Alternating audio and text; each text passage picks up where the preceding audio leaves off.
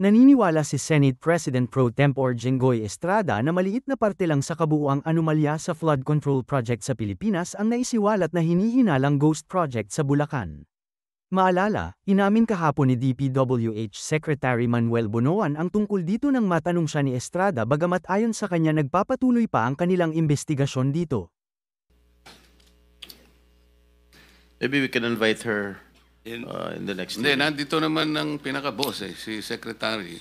But I would like to ask some Mas gusto mo siyang makita kaysa Secretary. Hindi naman. Anyway, Mr. Secretary, wag na tayo magpaligoy-ligoy pa. Kung hindi pa binulgar ni Pangulong Marcos itong mga anomalya na nangyari dito sa mga flood control projects, hindi niyo ba iimbestigan to? Kailangan pa umabot ng Senado para imbestigahan ito dahil binulgar ni Pangulong Marcos ang mga di umano yung mga anomalya tungkol sa mga flood control projects. Hindi naman po siguro, I think, Your Honor, I think this is a routine process naman ng department that every project that we complete must have to undergo a quick, it has to undergo a validation audit before we fully pay the contract amount, Your Honor. So meron yung quick quality assurance unit, may audit team na dapat umiikot parati, Your Honor, before we pay the final payment for this project, Your Honor. Are all these contractors qualified? They are qualified. They're qualified, Your Honor, and on the basis of the documents that they submit for the bidding purposes, Your Honor. Sa mga binanggit ni Pangulong Marcos ng mga contractors during his SONA, bakit sa sampulang, bakit halos lahat ng mga contractors to ay kinorner lahat yung mga flood control projects? Why is that so? Well, As far as I can recall, actually, yung sabi naman na ating presidente, 20% of the total amount of that has been allocated over the years were actually napupunta doon po sa 15 contractors po. So, marami pa naman po yung other contractors that have participated in the implementation of the flood control projects, but it's a little outstanding, as sabi ng ating presidente, that 20% of the total budgets that have been allocated for flood control napunta po doon sa 15. In numbers po yun, I think that is in numbers, Your Honor. Yes, so sabi ni Pangulong Marcos, 15 contractors cornered 20% of the total budget, or roughly 100 billion pesos. Yes, Your Honor. And the remaining 436 billion was split among 2,394 contractors. At hindi ko nababasahin yung mga pangalan ng mga kumpanya ng yung construction company dahil nabanggit na ni Pangulong Marcos yan. Anyway, ilan ang ghost projects ninyo dyan? This is on the process of validation, Your Honor. But do you still believe that there are ghost projects there? Or there were ghost projects? In all confidence, Your Honor, I think so. You think so? Yes. San yan? Well, as I said, as I mentioned in my statement, there are district offices that we are trying to continue the validation of some of the projects, Your Honor. Let me just point out, Your Honor, that many of these projects also, many of the other projects that I have mentioned, some of these projects were also implemented in 2021, 2022. Sige. Kailan niyo pa nalaman na may mga ghost projects? Since you assumed office, Mr. Secretary? Or just lately? Just lately, Your Honor, and unfortunately. So ibig sabihin, when did you assume as Secretary when President Marcos appointed you in 2022? Yes, Your Honor. Yes, all right. So you believe in 2022, 2023, 2024, walang ghost project? Well, Your Honor, at the central office, we are relying actually on our project monitoring information that comes to us actually, unless it's going to be validated actually in field. So, you said siguro merong mga ghost projects. Who informed you na merong mga ghost projects? Well, there are already informations that are coming up. Yes, here. who in particular informed you that there were or there are There are ghost people in the projects? department actually that are. That, And how do they know that na merong mga ghost projects? Well, there are people actually who can actually certify, Your Honor, and these are the projects that we are now intensively validating actually. Okay, Your Honor. my office received reports that there were ghost projects in the municipalities of Kalumpit, Malolos, and Hagonoy in the province of Bulacan. Can you confirm this? Yes, Your Honor. That's true. Well, this is information that we have received, Your Honor. And the contractor, allegedly, Wawaw Builders, correct? That's correct, Your Honor. And SYMS Construction. Am I correct? I don't recall that name, Your Honor. But Who is the owner of Wawaw Builders? Is he here? Is he present here?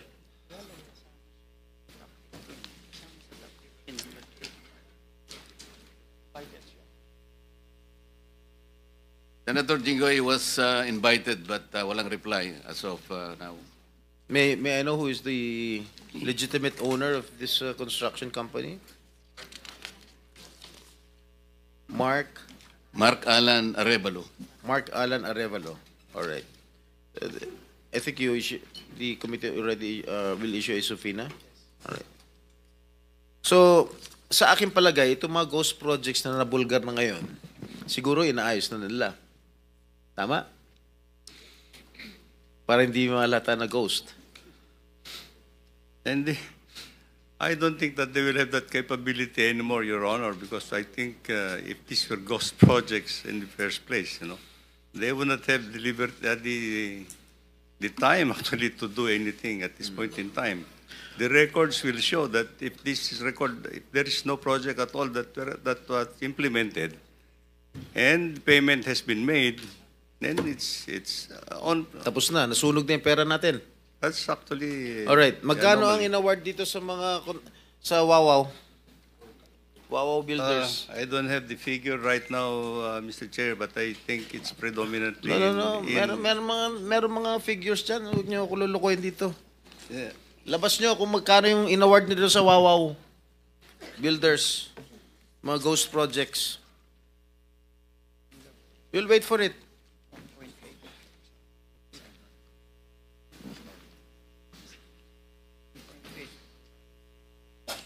Kadiri kayo. Mr. Chair, well, I've just been given the tabulation. Wawaw Builders.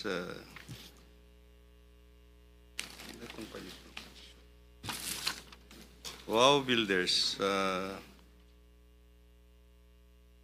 The number of projects,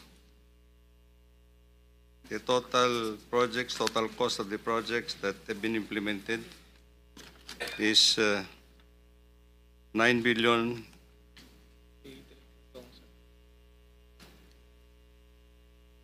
$9 million or 9 billion? 9 billion all over the country, Mr. Chair. But let me just point out, in Bulacan alone, Wawaw Builders had 85 projects amounting to 5,971,811,000. In Bulacan alone. What about the three municipalities that I mentioned? Kalumpit, Hagonoy, and what is this? Malolos.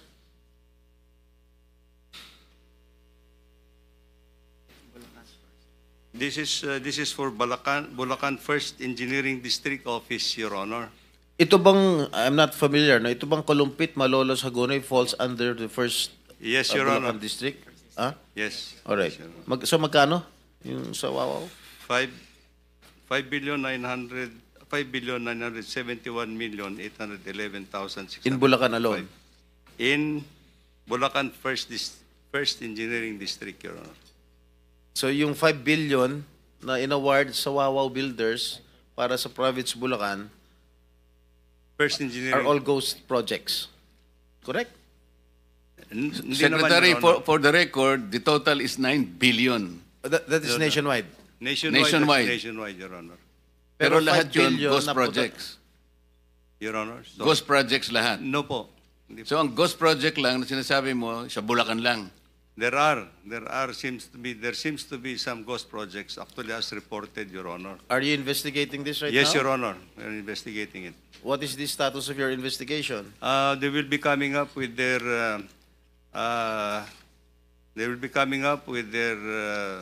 financial and physical report in 1 week's time, Your Honor, to my office. Mr. Chairman, with the permission of Senator Jingo Estrada, Yes. it's connected to his question. Yes, Senator Soto, please. You are an executive How did Wawa ex officio Builders, official, right? how did Wawa Builders get that 5.9 billion in those 3 municipalities in Bulacan? How did they get that? Who inserted that into the budget of DPWH? Let me just clarify a little bit, Mr. Chairman. The amount that I have mentioned is actually for 4 years, up to fiscal year 2025. It started in 2022, 2023, 2024, and 2025, Your Honor. Let's clear that, Mr. Secretary. The 9-point-something billion is for 4 years? 5.9 for Wawa, Your Honor. No, the total for 4 years is 9-something billion. Yes, Your Honor. And the 5-something billion ghost project is in Bulacan alone. Not totally ghost project, Your Honor. I'm not saying it's not totally ghost project, but the total amount of project that 85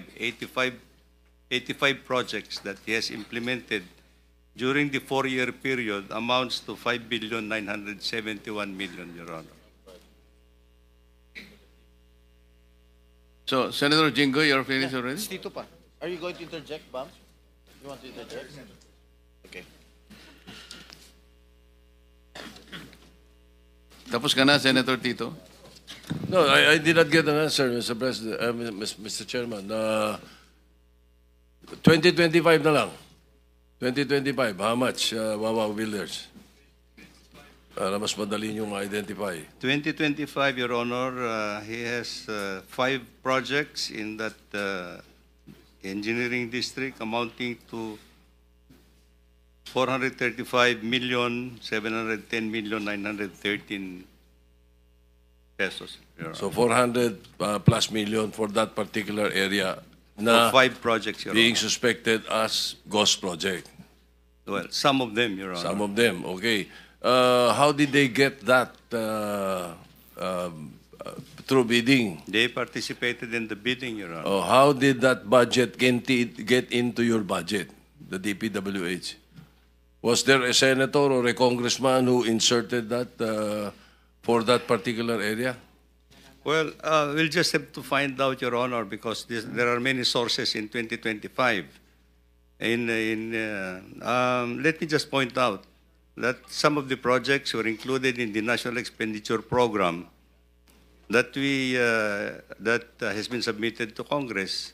And of course, there are projects that were actually added on in the General Appropriations Act. So we just have anyway, to thank you, reclassify, Your Honor. Mr. Chairman, thank you. I did not get the answer. Senator Estrada, Chair- thank you very much. With the permission of Senator Estrada, related kasi ito sa question niya.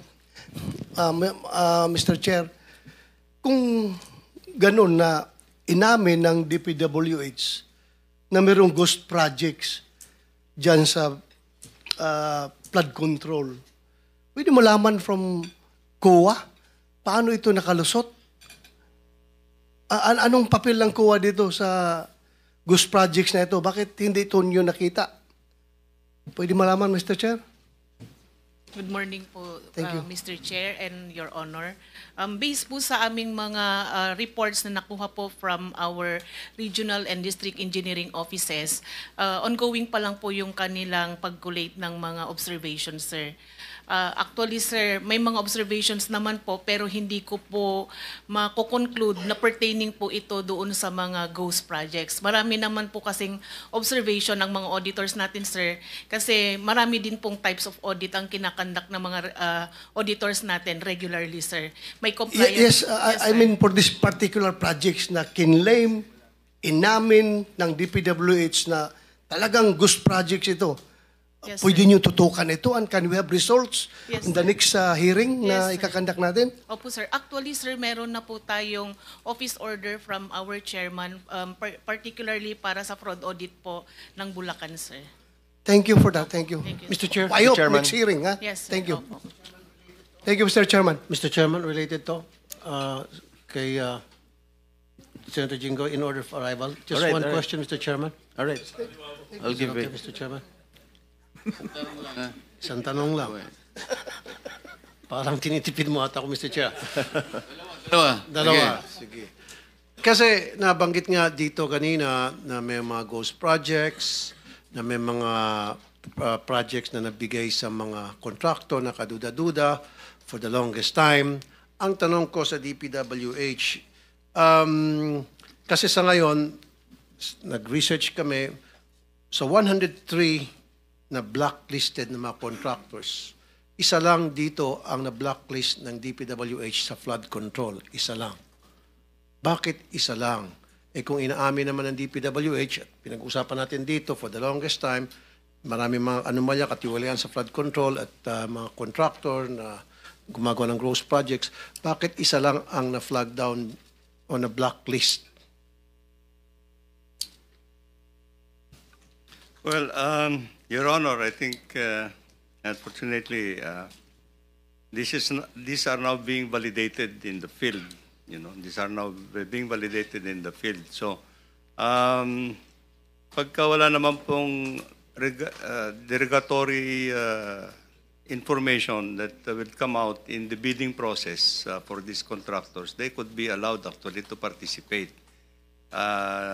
Wala naman po kaming basis actually for... Okay, magbibigay ako ng reason kung bakit isa lang na blacklist sa dinami-dami mga kalokohan. Kasi karamihan sa mga empleyado sa DPWH ay mga contractor mismo. So sila ang gumagawa ng mga proyekto ng mga ghost projects. So hindi nila iba-blacklist sarili nila. Thank you, Your Honor. Mr. Chairman. Thank you. Mr. Chair, Mr. Secretary, doon sa 5-point-something billion, most of these are ghost projects, as you have admitted already. Oh, I cannot say that most of it at this point in time, Your Honor. But I think in this 5.9 billion pesos that is na nandyan sa Wawaw Builders, there could be some. Kasi sa Bulacan muna yung pinag-uusapan natin. Yes, Your Honor. So some of these projects are ghost projects. Could be, Your Honor. So that's convenient already. Some of these projects in Bulacan are ghost projects. Mr. Chairman. What happens with the performance bond? What do you do with the performance bond? Each project has a performance bond. Tama po? Yes, Your Honor. Aren't you supposed to confiscate the performance bond? Well, if the project has lapsed actually for its warranty, Your Honor. Hindi, as admitted, some of these projects are ghost projects. Yes, Your Honor. So you have to run after the performance bond. Yung insurance company, kailangan habulin natin. Yes, Your Honor, yes. What will you do? Well, as soon as we are able to file all the necessary How much does it take? The insurance company, sa experience ninyo, these are ghost projects.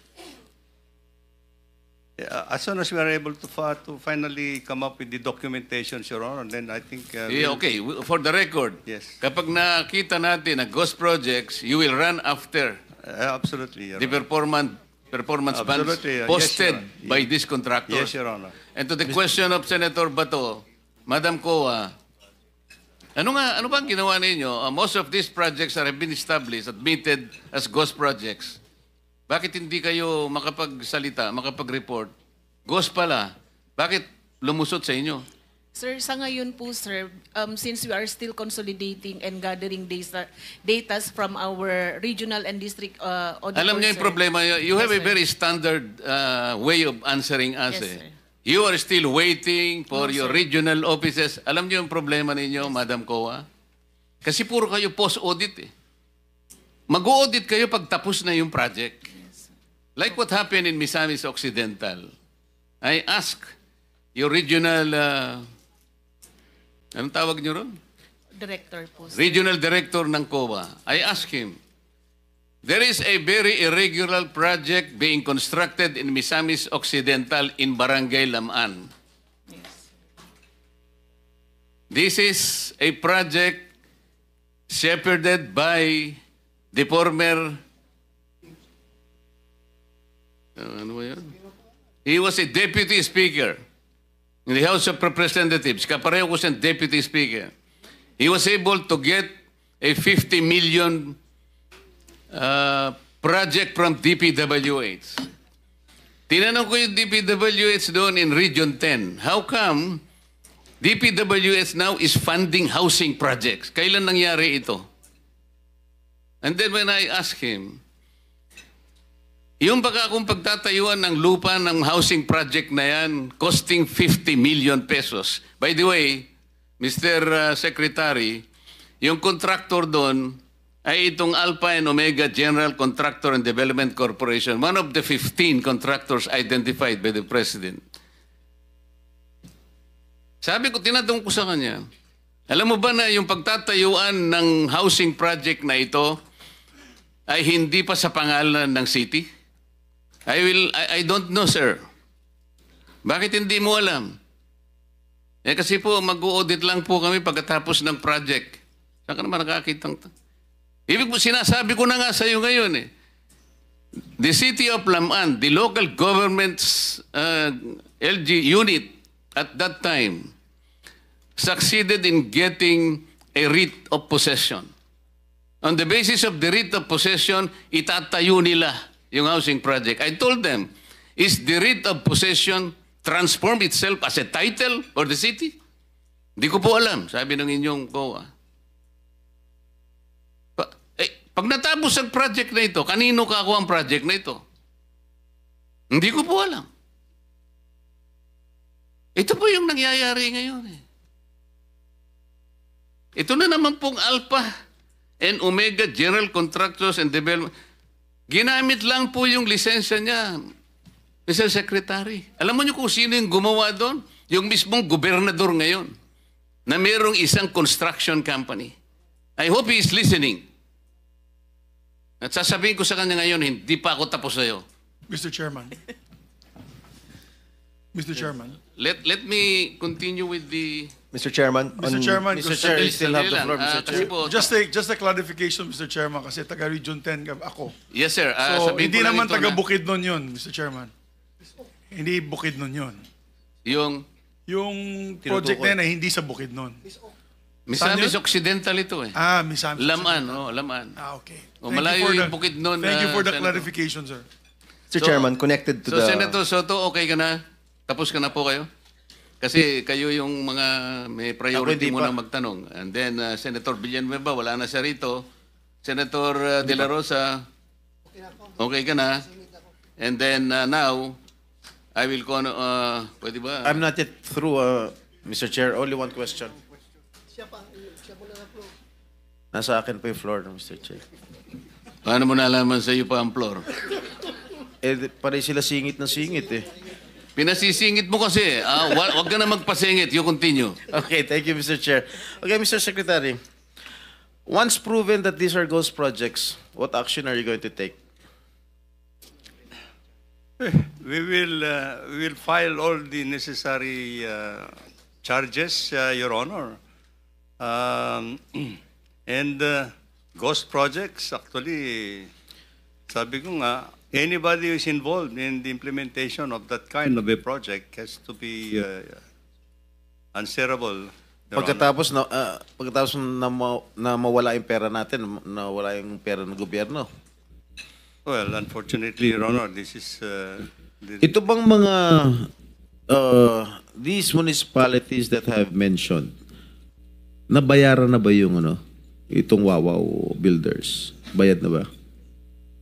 Please check your Yung mga records. projects na na-complete, yung mga projects that have been filed, palagay ko na nabayaran na po lahat to. So, Except when will for- we expect your investigation to finish? Probably in a couple of weeks or next week, Your Honor, we just have. And who is in charge of inspecting the quality control in the province of Bulacan? Right now, Your Honor, I have relieved the entire district office. Oh. I have relieved the Yes. entire district office and the Assuming regional. that you have relieved all your officials, who is this person who is in charge of inspecting the quality control in Bulacan before you relieve them?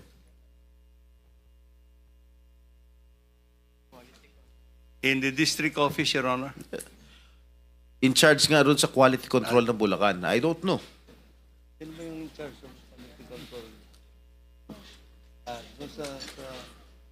Your Honor, just may I have to consult.